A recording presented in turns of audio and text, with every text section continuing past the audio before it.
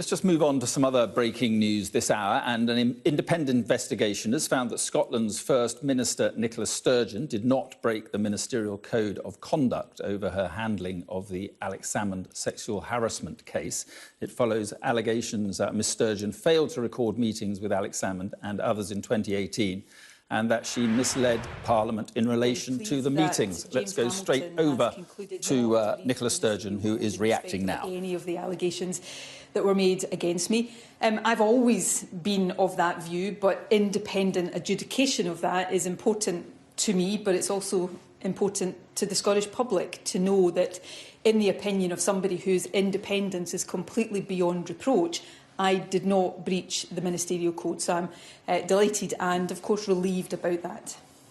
Yeah, I wondered if you perhaps had breathed a big sigh of relief. What was your immediate reaction when you saw the conclusions of this report? Well, obviously relieved. I mean, some pretty grim allegations have been levelled at me over the past months. They've not been easy. They've been difficult to contend with. I have been at peace with my own conscience on all of these matters. I have been very clear in my own mind that I acted appropriately and did not breach the ministerial code, but that, while that might be necessary, is not sufficient. It's important to the Scottish people that they have independent verification and adjudication of that, and that, of course, is what they now have. And when you consider the very high standard that you set for yourself when you introduced the ministerial code, have you really, when you examine it closely, lived up to the spirit as well as the letter of this code? Yes, I believe I have, but more importantly, so does somebody whose independence is beyond doubt. James Hamilton has looked at all of the allegations that were made about me in respect of the ministerial code, and on each and every one of them has considered that I did not breach the ministerial code. I was confronted with a very difficult situation. I readily accept, I did so before the Parliamentary Committee, that some people in being confronted with a similar situation might have made different judgments to the ones that I made, but I believe I acted appropriately in a difficult situation, and I'm pleased that I have the independent verification of that. He seems to have given you the benefit of the doubt at some points. He says it's regrettable that you didn't give a complete account of what you knew went to Parliament, for instance, and seems to have bought your explanation because it wasn't impossible that you might have forgotten. Well, I'm sorry if it's disappointing that the result wasn't different. Well, Section 18 of that report is unequivocal. He says in terms that, having looked at all of I think there's 4 key allegations were made against me in relation to the ministerial code, and he's considered all of the evidence, he's considered all of the material that was put to him, and unequivocally, not on the one hand, on the other hand, but unequivocally, he says that I did not breach the ministerial code. And, I think that is important. And I said I would accept the outcome of Mr Hamilton's inquiry, and I think it is now incumbent on others to accept the outcome of it as well.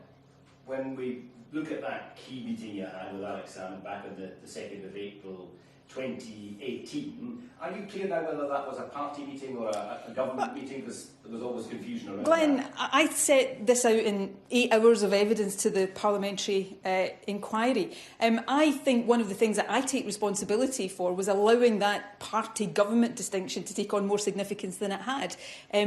I agreed to meet him on the basis of party and personal considerations. Clearly he then came to me to talk about a government inquiry. But as I set out to the committee, and as I have set out in other ways, the reasons I didn't then report under the ministerial code was not to do with that distinction. It was to do, and James Hamilton agrees with this, it was because for me to report those meetings would have compromised the independence and the confidentiality of the process.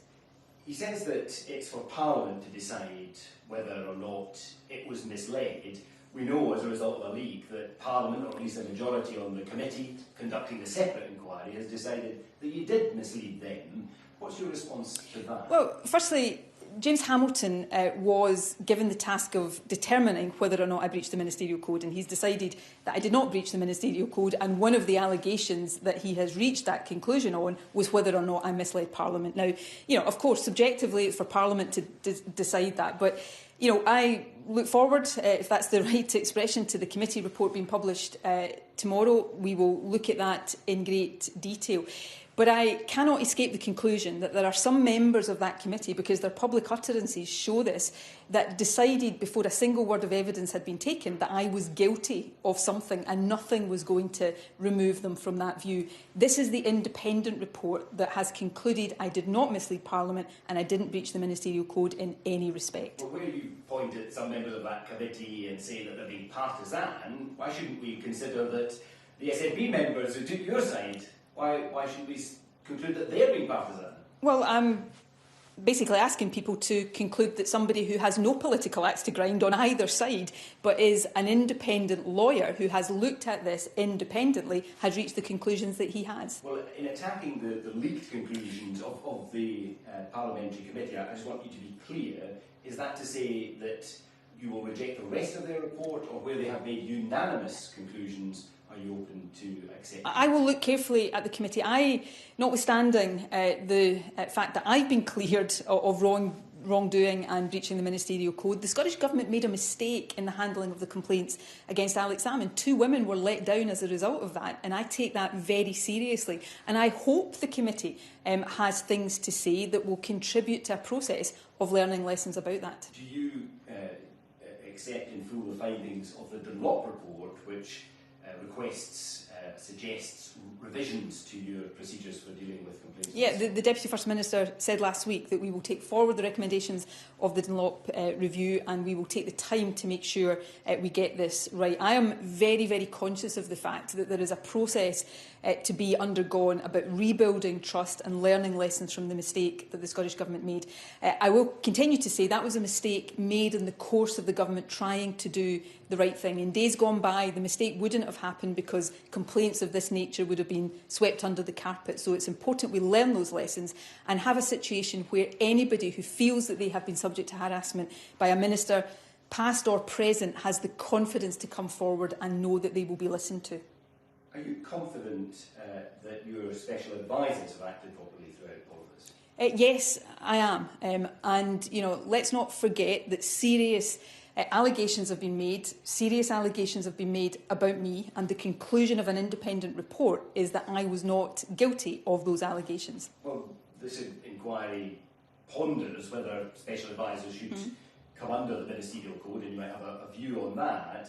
But in looking at some of the evidence, Hamilton finds it credible that Alex Salmond's former Chief of Staff gave an account of a meeting with a senior official in your administration where it was suggested there had been a leak of information.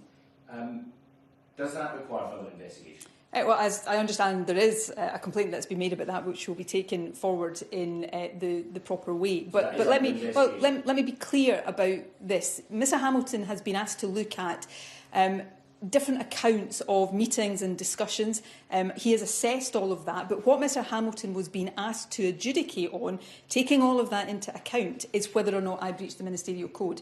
And he has been very clear and unequivocal in his conclusion that I did not. Do you think there needs to be a police inquiry into the leak of the findings of the original investigation into Mr Salmond? He suggested the police should get involved. What do you think? It was a leak from your government?